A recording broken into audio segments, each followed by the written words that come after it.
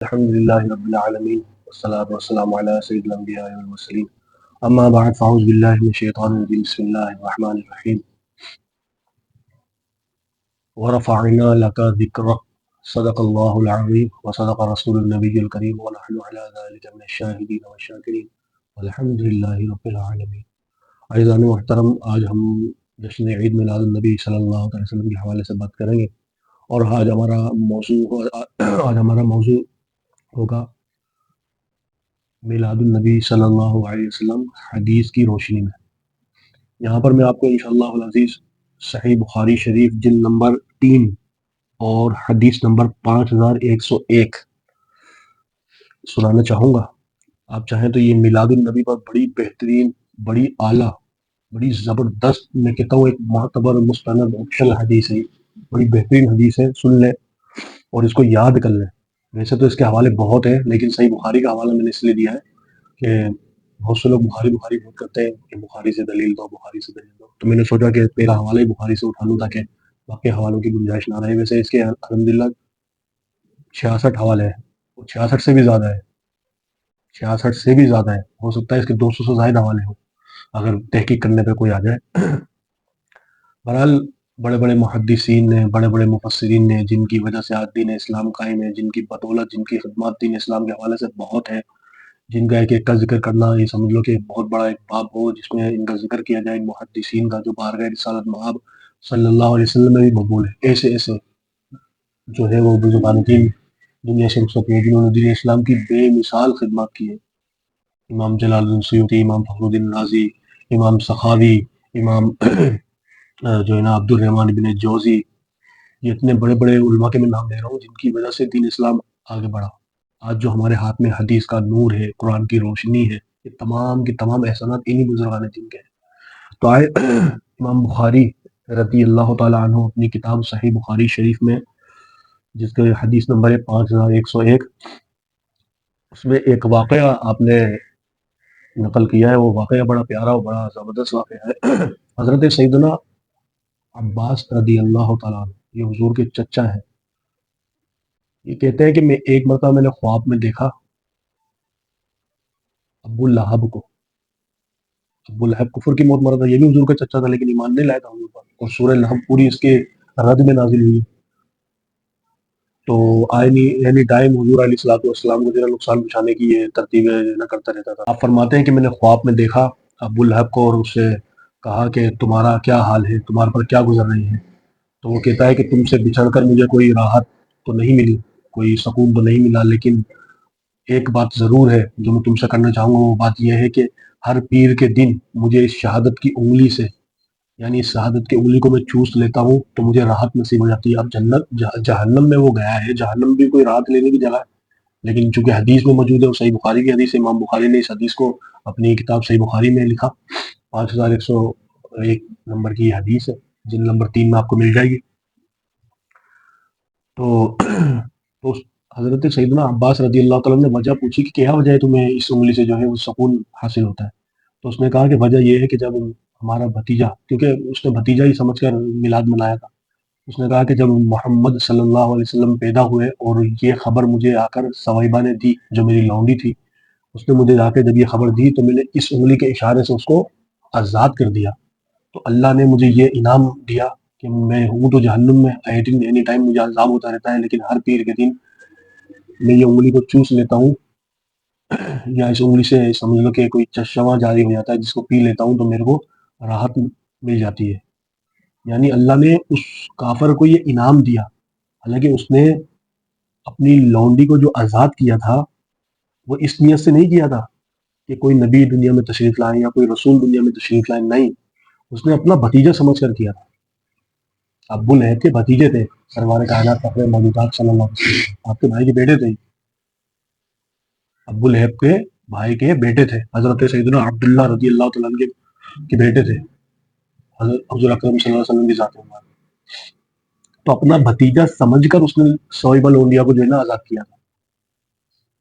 تو اس حدیث کو اگر ہم غور سے سن لیں، پڑھ لیں، سمجھ لیں تو ہمارے میلاد منانے کے لیے یہ حدیث کافی ہے، ہمیں کسی اور دلیل کی ضرورت نہیں ہے، کیونکہ ایک کافر جو کفر کی موت مرا، جو جہنم میں ہے، حالانکہ جہنم کوئی راحت لینے کی جگہ نہیں ہے، جہنم میں تو اینی ٹائم عذاب ہی عذاب ہے، لیکن چونکہ اس نے اس خوشی میں اللہ تعالیٰ کے محبوب صلی اللہ علیہ وسلم دنیا میں تشریف لائے، اس نے اپنا بھتیجا سمجھ کر اس خوشی میں لونڈی کو آزادی دے دی.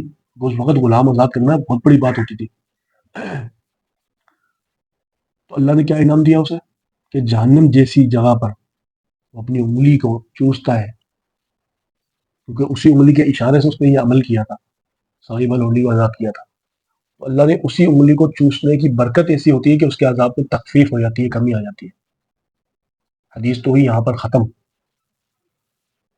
اب وہ مسلمان ذرا سوچے ایک سیکنڈ کے لیے کہ ابو لہب نے اپنا بھتیجا سمجھ کر میلاد منایا تھا، اپنا بھتیجا سمجھ کر میلاد پر خوشی منائی تھی، خوش ہوا تھا، اور خوشی میں اس نے کیا کیا؟ سب سے بڑا خرچہ کہ غلام اپنی جو لونڈی تھی اسے آزاد کر دیا، اس کو آزادی کا پروانہ دے دیا، اور جس انگلی کے اشارے سے دیا اسی انگلی سے ہی اسے جہنم میں فائدہ پہنچ رہا ہے. جہنم فائدے کی جگہ نہیں، لیکن چونکہ حدیث ہے تو فائدہ پہنچ رہا ہے. تو یار اس مسلمان جو سرور کائنات فخر موجودات صلی اللہ علیہ وسلم کا میلاد آپ کو رسول سمجھ کر مناتا ہے، نبی سمجھ کر مناتا ہے، اللہ کا محبوب سمجھ کر مناتا ہے، اس مسلمان کو اللہ تعالیٰ کیسے کیسے انعامات سے نوازے گا؟ گمان تو یہی کہ وہ جنت میں جائے گا. تو جنت میں تو نعمتیں ہی نعمتیں ہیں اللہ تعالیٰ جل جلالہ کی. حضرت سیدنا شیخ عبدالحق محدث دہلوی رحمۃ اللہ تعالیٰ علیہ جو بہت مسلم بزرگ ہیں، علماء دیوبند بھی انہیں تسلیم کرتے ہیں، علماء اہل حدیث بھی انہیں تسلیم کرتے ہیں، خاتم المحدثین ہے کہ ان جیسا محدث اب نہیں آئے گا. یہاں تک کہ ان کی بڑی خدمتوں میں سے ایک خدمت یہ بھی لگا لیں کہ ہندوستان میں اگر حدیث کا کوئی علم لایا ہے تو وہ یہی شخصیت ہے، حضرت سیدنا شیخ عبدالحق محدث دہلوی رحمۃ اللہ تعالیٰ علیہ. آپ اس حدیث پاک کے تحت فرماتے ہیں کہ جب ابو لہب جیسے کافر جس کے رد میں سورہ لہب نازل ہوئی، اس کو جب یہ جہنم میں یہ سکون مل سکتا ہے تو اس مسلمان کا کیا عالم ہوگا جو نبی رحمت شفیع امت صلی اللہ تعالی وسلم کی ذات مبارکہ کو رسول سمجھ کر، نبی سمجھ کر، اللہ کا محبوب، اللہ کا پیارا سمجھ کر میلاد مناتا ہے. اس مسلمان کو اللہ تعالیٰ جنت النعیم میں داخل فرمائے. اس حدیث کے حوالے سے امام سخاوی، امام جلال الدین سیوطی، امام قسطلانی، امام ابن حجر مکی، بہت بڑے بڑے محدثین نے یہی رائے لکھی ہے، اور یہاں تک کہ علماء دیوبند نے بھی یہی رائے لکھی. مناتے نہیں ہیں یہ میلاد، پتہ نہیں اللہ تعالیٰ ان کو عقل سلیم عطا فرمائے، لیکن لکھی انہوں نے بھی ہے. اور ان کے بڑے بڑے علماء نے میلاد النبی پر کتابیں تک لکھی ہے. میں انشاءاللہ العزیز آہستہ آہستہ ساری باتیں انشاءاللہ آپ تک پہنچاؤں گا، اللہ نے چاہا تو وہ کتابیں بھی میں لاؤں گا جو کتابیں ان کے علماء نے لکھی ہیں میلاد النبی پر.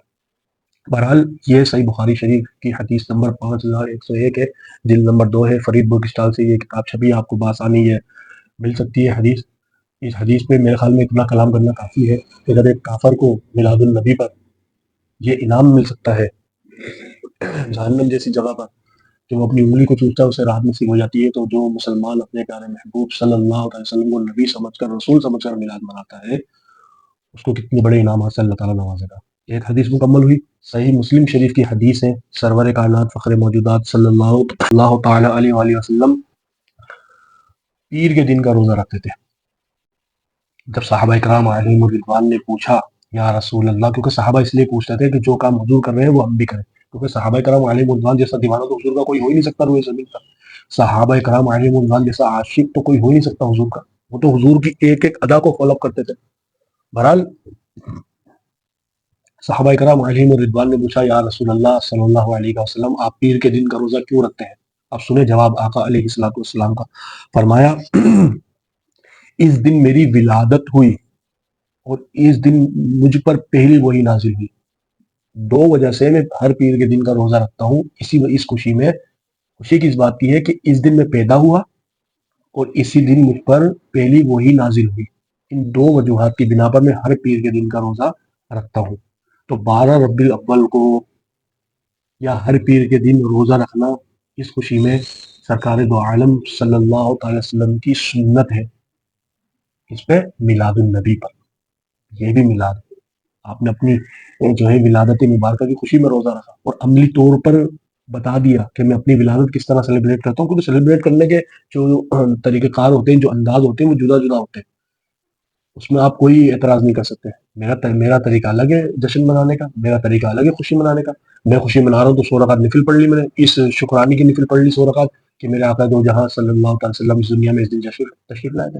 میں نے پورا قرآن ایک دن میں پڑھ ڈالا، الحمدللہ اتنی طاقت میں رکھتا ہوں اس خوشی میں کہ اللہ کی رضا کے لیے کہ میرے آقا دو جہاں صلی اللہ علیہ وسلم دنیا میں تشریف لائے. میں باہر نکل گیا، جلوس میں نعرے لگا رہا ہوں، سرکار کی آمد مرحبا، دلدار کی آمد مرحبا، آقا کی آمد مرحبا. اس خوشی میں کہ میرے آقا دو جہاں صلی اللہ علیہ وسلم دنیا میں تشریف لائے، میں درود شریف پڑھ رہا ہوں 1000 مرتبہ، 2000 مرتبہ، 3000 مرتبہ، اس خوشی میں اللہ کی رضا کے لیے کہ اللہ کے محبوب صلی اللہ علیہ وسلم دنیا میں تشریف لائے. تو خوشیاں سیلیبریٹ کرنے کا بہت سے انداز ہے، آپ کوئی بھی انداز اپنا سکتے ہیں. لازمی نہیں ہے کہ آپ روزہ ہی رکھیں، لازمی نہیں ہے کہ آپ قرآن ہی پڑھیں، لازمی نہیں ہے کہ آپ درود شریف ہی پڑھیں، لیکن ایمانی تقاضا تو یہی کہتا ہے کہ یہی کام کرنے چاہیے. اور یہ کام کرنے کے بعد بھی اگر آپ جلوس میں شریک ہوتے ہیں، جھنڈے لگاتے ہیں، اپنے گھروں کو سجاتے ہیں، اس کی ایک الگ تفصیلات انشاءاللہ عزیز اگلے ویڈیو میں بیان کروں گا کہ لائٹیں لگانا اور جھنڈے لگانا یہ کہاں تک درست ہے. کہ سیلیبریٹ کرنے کا بہت سے انداز ہوتے ہیں.